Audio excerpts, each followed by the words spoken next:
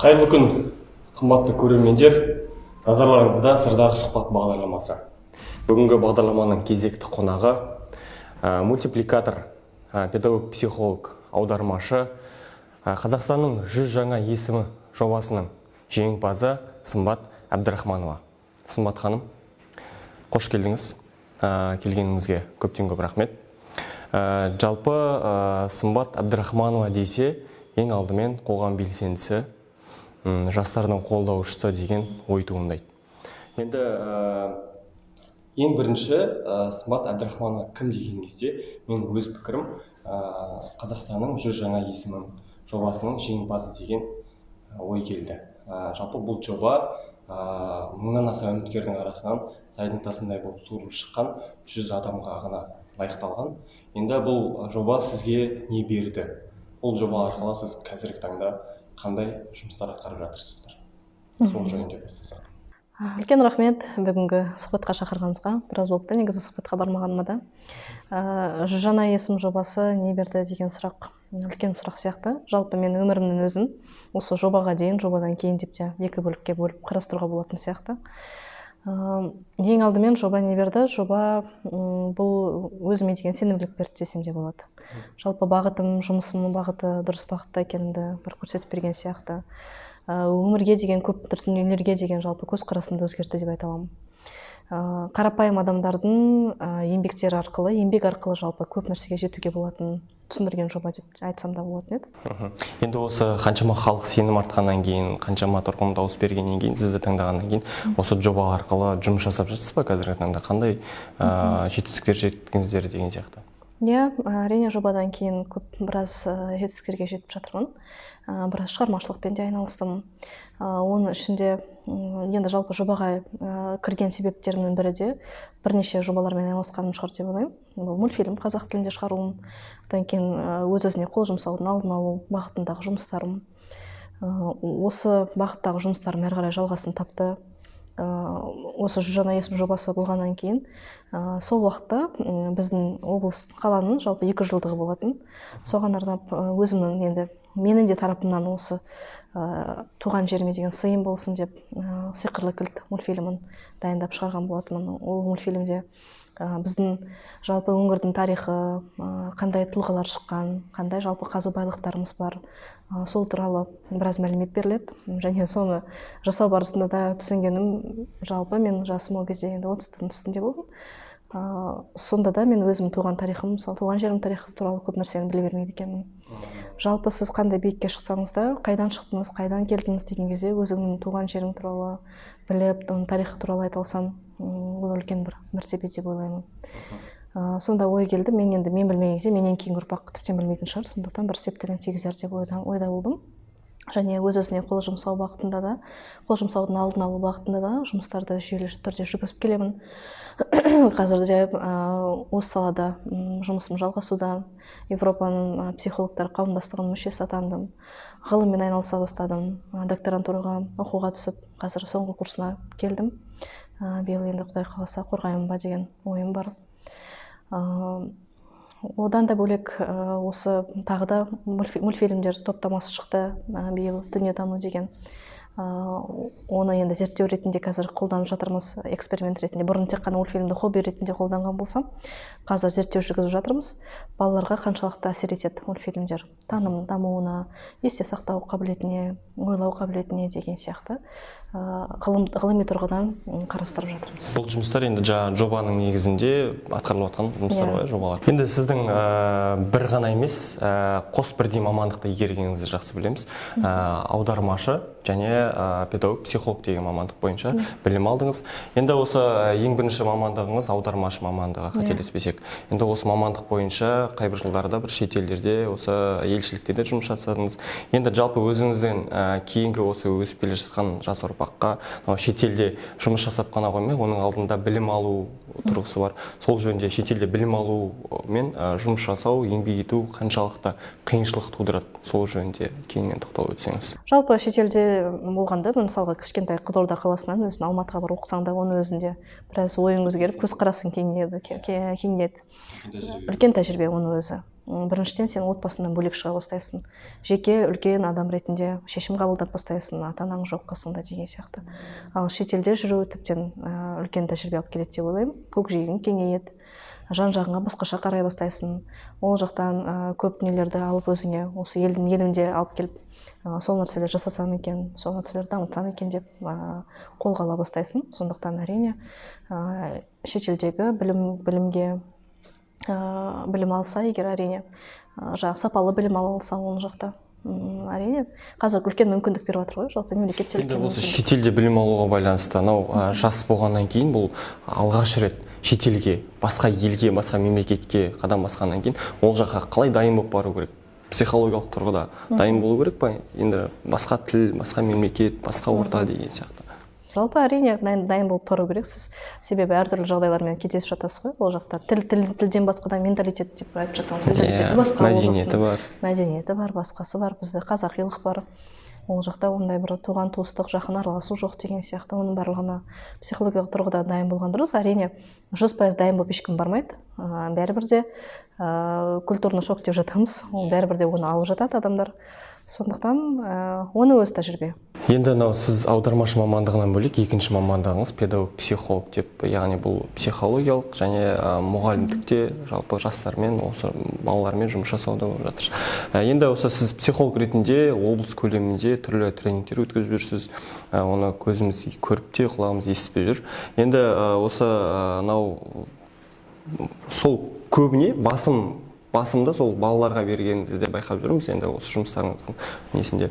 Енді осы балалармен жұмыс жасауда ата-аналардың қазіргі бала тәрбиесіне деген көзқарастары, қазіргі баланы тамағы тоқ, киімі бүтін, жалпы қатарынан қалмай жатыр деп, біз сол нәрсемен ғана шектеліп қалып жатырмыз кейбір тұстарда. Ал баланың әрбір іс-әрекеті, қазір қарасаңыз кез келген баланың қолында смартфон бар. Ол смартфондағы әрбір іс-әрекетінің өзі бақылаусыз қалып жатады. Енді көпке топырақ шашпаймыз, бірақ кейбір ата-аналар осындай бақылаусыз қалдырып жатады. Ол бала бір бөлменің өзінің бөлмесінде жалғыздықтан жалғыз өзі телефон қарап жатады деген сияқты, ол қайқа кіріп жатыр, қайықтан шығып жатыр деген сияқты. Осы жерде ата-аналардың қателіктері неде? Ата-аналарға не айта аласыз баланың тәрбиесіне келгенде? Өте дұрыс айтасыз. Жалпы кез келген нәрсе бұл отбасында басталады. Бала дүниеге келген кезде жалпы аппақ парақ сияқты дүниеге келеді. Ол аты кім, оның діні қандай, ұлты қандай, руы қандай деген сияқты қарапайым түсініктен бастап үлкен мәселелерді шешуге дейін үйрететін, әрине бұл оның отбасы. Отбасындағы кез келген әрекет, кез келген сөз бұл баланың психологиясына тікелей әсер етеді. Бізде көбінесе ересек ата-аналар, енді жалпы ата-аналар, балаларымыз дастарханның басында отыр деген ұмытып кетеді. Балалардың көзінше түрлі проблемаларды айта бастайды. Мысалға, кредиттің төленбей жатуы, үйде ақшаның жетіспеушілігі, немесе жұптардың арасында қарым-қатынастағы проблемалар, немесе ата-енемен болып жатқан проблемалар деген сияқты. Бірақ ол баланың психологиясына қалай әсер етіп жатыр, ол туралы ойлана бермейді. Бала түсінбейді деуі мүмкін, бала кішкентай ғой деуі мүмкін, бірақ балаға ол бәрібір әсер етеді. Түрлі жағдайлармен кездесіп жатамыз. Мысал ретінде айтқым келеді, өзіміздің практикамыздан қыз бала болды, әкесі жоқ болатын, анасы басқа қалада жұмыс жасады. Үнемі звондаған сайын айтады екен, мен жаңағы бүкіл ақшамды, тапқан ақшамды саған салып жатырмын, мына жақта күн суық, аяғыма етік алайын десем, етігім жоқ деп. Сол қыз бала келіп тұр, біздің орталыққа айтып жатыр, мен апай өмірден өткім келеді дейді. Неге десем, мен жаңағы мамам өзінің ақшасын өзіне жұмсар еді, бір жүк сияқтымын дейді. Енді бұл жерде мамасы мысалға бір мотивация берейін деп айтып жатқан шығар баласына. Саған енді ақша беріп жатырмын, сен оқысай деген сияқты. Бірақ бала қалай қабылдап жатыр, Яғни мен өліп қалсам, мамам өзінің ақшасын өзіне жұмсайды, мен бір артық дүние сияқтымын деп түсінеді. Яғни масыл болып отқан сияқты түсінеді. Сондықтан кейде біз шынымен де мен сен үшін жұмыс істеп жүрмін, бәрін бір міндет түсінеміз ғой, шын мәнісінде. Шын мәнісінде. Ерігіп жүрдейсің ба деп балаға дауыс көтеріп жатамыз. Өкінішке орай, Сондықтан айтқым келеді, мысалға, жай ғана үйде балаға ешкім ұрыспай қойсын, папасы мен мамасы бір-бірімен ұрысып жатса да, оны өзі бала үшін бұл травма. Бала кезде алған психологиялық травма деп жатамыз. Әртүрлі отбасылар бар, қазір өкінішке орай отбасылардың мысалға ажырасудың өзі баланың психологиясына тікелей әсер етеді. Тастап кететін, күнде ішкіндікке салынған, айқай-шу болатын отбасылар бар. Барлығы бұл баланың жаңағы қалыптасуына үлкен әсерін тигізеді деп айтқым келеді.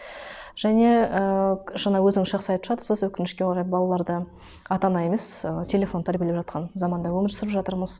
Ата-аналарымыз көбінесе жұмыс басты, үйлеріне келеді, балалармен сөйлеспейді, балалардың байланыс жоқ.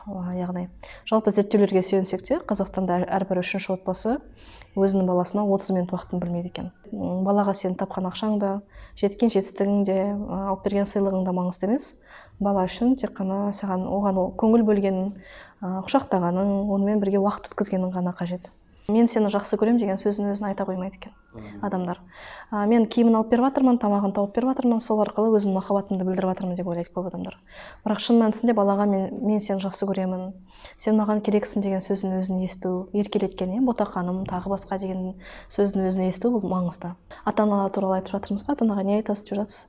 Тағы бір нәрсені айтамыз үнемі психологтар. Біз күніне баланы кем дегенде 8 рет құшақтау керек деп жатамыз. Енді ауылдық жерде көп сабақтар өтеміз ата-аналарға, сонда айтып жатады. Енді естіп қаламын, ата-аналарды жинап жатамыз, айтамыз, күніне 8 рет сіздер балаларды құшақтау керексіздер деген кезінде айтып жатады. Естіп қаламын да ана жақтан. Сол ерігіп отыр дейсің ба, басқа істейтін тіршілігім жоқ екен да, отырсам сол құшақтап деп жатады да. Мен айтамын, құшақтау деген ол тегін нәрсе ғой деймін. Келді балаңыз, құшақтадыңыз, жібердіңіз, көп уақытыңыз кетпейді. Қазір көп байқайтын тағы бір жағдай, адамдар бір-біріне сенбейді, сөйлеспейді бір-бірімен. Шынайы достан гөрі виртуалды достар көп, жас балалардың, жастардың мысалға. Ал ересек адамдардың өздері де бір-бірлеріне сеніп, араласатын, бір 100% сырларын айтатын адамдар жоқ. Бұл демек отбасында жылулықты немесе отбасындағы өзінің айта алмаған әңгімесін сыртқа айтады деген сөз, сырттан іздейді деген сөз ғой. Сырттан іздейді. Өкінішке орай, тағы да бұл үлкен басқаша проблемаға алып келуі мүмкін. Тағы мысалға отбасында жылулық қалмаған кезде сырттан іздей бастайды, және осы көбінесе қыз балаларда болып жатады, мысалға. Ерте жүктілік неден болып жатады, мысалға. Олды да осыдан. Өйткені отбасында жылулық жоқ, оны ешкім түсінбейді, ешкім онымен сөйлеспейді, ешкім еркелетпейді деген сияқты. Біздің қыздардың да жас кезінде алданып қалып жататын да осыдан негізінде. Барлығы бір-бірімен байланысты. Енді осы жерде айттық қой, енді басында сұхбат барысында айттық, баланы ата-ана емес смартфон тәрбиелеген заманда өмір сүріп жатырмыз деп. Енді сіз көбінесе балалардың осындай суицидке, өзіне-өзіне қол жұмсауға кеткен, немесе жағдай отбасында жылулық көрмеген, ата-анасынан жылы сөзді естімеген балалармен жұмыс жасаймыз деп. Енді басқалай жолмен құрдымға кеткен балалар бар ғой, әлеуметтік желі арқылы жатағымның жетегіне еріп кетіп жатқан балалар бар. Ол неліктен? Ол ата-ананың қадағаламауынан, баланың тәрбиесіне келгенде немқұрайлық қарауынан, соның салдарынан болатын дүние ғой. Енді осындай жатағымның жетегіне кеткен балалармен жұмыс жасап көрдіңіз ба қазіргі таңда психолог ретінде? Одан баланы сол жатағымның жетегіне алып шыққан бір нәтижелер болды ма деген сияқты, сол жөнінде бір тоқталып өтсеңіз. Жоқ, өкінішке орай менің тәжірибемде ондай жоқ. Бірақ тәжірибемде кездескен жағдай, суицидке бейім оқушы анықталды. Оны сұраған кезімізде ата-анасы оған намаз оқы деп мәжбүрлейтіні, оны оқысы келмейтіні, хиджаб кигісі келмейтіні сондай анықталған болатын. Онда осы сіздердің дін орталығымен бірге бірлесіп жұмыстар болған. Ондай тек қана сондай жағдай болды, ал тікелей жатағымға кірген балалармен мен жұмыс жасап көрмеппін. Енді бұндай, сіз психолог ретінде бұл кездескен жоқ қой, енді сіздің тәжірибеңізде, бірақ бұл өмірде болып жатқан оқиғалар ғой. Жалпы енді сіз психолог ретінде, маман ретінде, осы тәжірибелі маман ретінде ата-аналарға осы тұрғыда не айта аласыз?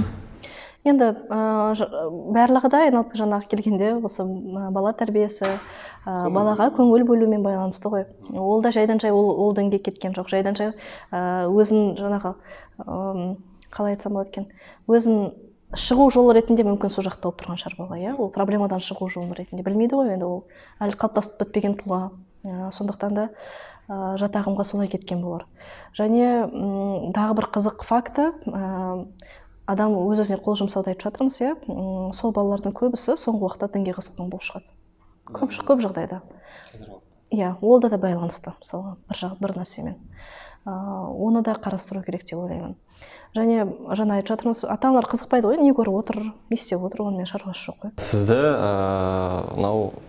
танытқан бұл Қазақстанның 100 жаңа есімі жобасының жеңімпазы ретінде сіз Сымбат Абдрахманова ретінде облыс көлемінде танылдыңыз. Сізді бұқаралық ақпарат құралдары, барлық басылымдар сізді жарыса жазды. Осындай Қызылорда облысының мақтанышы деген секілді. Енді сізді көпшілігі осы 100 жаңа есім жобасының жеңімпазы және психолог деп қана танығанымен басқа да қырларыңызды біле бермейді. Оны басында айтып өттік біз. Мультипликатор деп, яғни мультфильмдерді дыбыстау арқылы.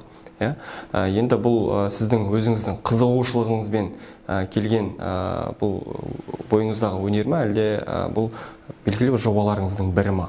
Мультипликатор ретінде біліп жатады, біреулер білмей жатады деген сияқты. Мультипликатор бұл мультфильмдерді құрастыратын адам, компьютерда өзім программамен құрастырамын.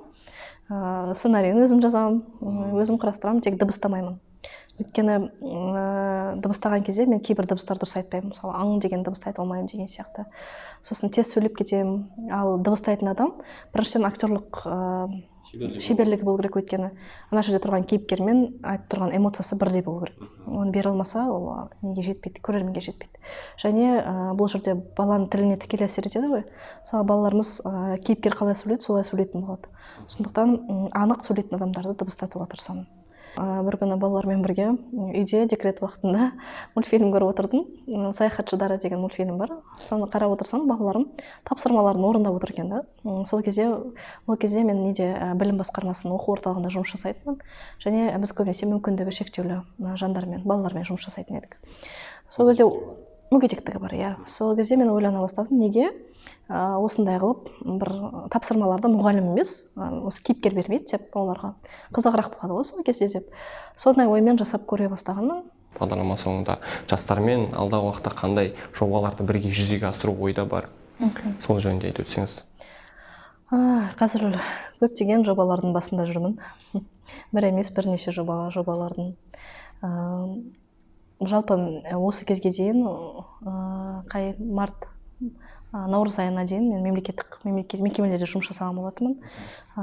Осы жылдың наурыз айынан бастап жеке өзім кабинет аштым, жеке кеңес беру кабинетін. Ол жақта жеке кеңес беремін. Және психологиялық кеңес, Және одан ITKB 28-те орналасқан. Және одан кейін өз-өзіне қол жұмсаудың алдын алу бағдарламасымен айналысамын. Және жастар қызметкерлерінің қауымдастығы деген үлкен қауымдастық бар республика бойынша. Сол жақта эксперт болып жұмыс жасаймын. Мансап деген жеке мектеп бар Қызылорда қаласында. Сол жақта аутсорсинг ретінде психологиялық қызмет көрсетеміз. Олды да биылға алған үлкен жобам деп айтсам болады. Жалпы осы жобалар, және докторантурада оқимын, 3-ші курс биыл бітіремін, Құдай қаласа ғылыммен айналысып жатырмын. Осы жұмыстардың басында жүрміз. Енді жастар қызметкерлер қауымдастығында да үлкен жобаларды іске асырып жатырмыз. Жастар орталықтары бар, ресурстық, солардың қызметкерлерін оқытамыз. Осал топтағы жандарға, оқушыларға, оның ішінде оларды кәсіпке баулуға барысында, өмірлік дағдыларын қалыптастыру аясында үлкен жобалармен айналысып жатырмыз. Жалпы осындай, осы бағыттағы жұмыстарым жалғасып жатыр. Сымбат ханым, алтындай уақытыңызды бөліп бізге арнайы сұхбат бергеніңізге көп рахмет. Жалпы енді өзіңізге қарап еліктейтін жастар сіздің жеткен жетістігіңізге жетеді деген үміттеміз. Көп рахмет бағдарламамызға келгеніңізге. Қымбатты көрермендер, бүгінгі бағдарламамыз осымен тәмам. Келесі кездескенше аман сау болыңыздар.